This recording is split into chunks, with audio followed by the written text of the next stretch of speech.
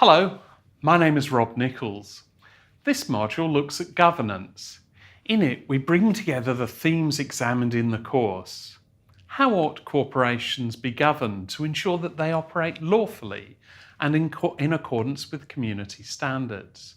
What's the impact of organisational culture and the role of managers and leaders in achieving sound, ethical and compliant business outcomes?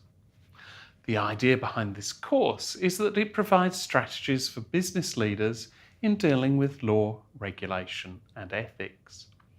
This particular module has 3 learning objectives. First, to describe best practice in corporate governance. Second, to analyse and critique corporate governance approaches. And third, to understand and evaluate the risks and appropriate mitigation associated with this area. This is a quote from Larry Fink of BlackRock, the largest holder of equities on a global basis, and gives some of his view on governance. Unnerved by fundamental economic changes and the failure of government to provide lasting solutions, society is increasingly looking to companies, both public and private, to address pressing social and economic issues.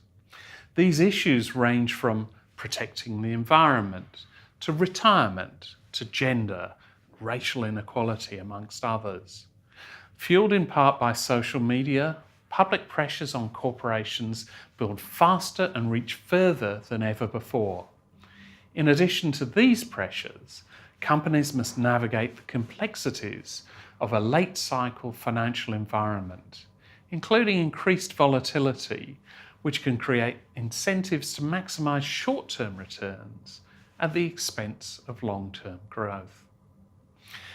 Each of these modules uses a case study. For this module, the case study is the report commissioned by APRA on the governance of the Commonwealth Bank. In May 2018, the Australian Prudential Regulatory Authority, or APRA, released the final report of the Prudential Inquiry into the Commonwealth Bank of Australia, or CBA. The report was intended to examine the frameworks and practices in relation to the governance, culture and accountability within the CBA group.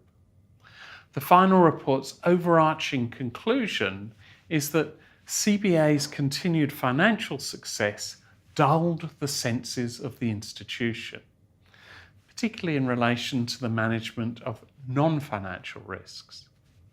The report also found a number of prominent cultural themes, such as a widespread sense of complacency, a reactive stance in dealing with risks, being insular and not learning from experiences and mistakes, and an overly collegial and collaborative working environment which lessened the opportunity for constructive criticism, timely decision-making, and a focus on outcomes.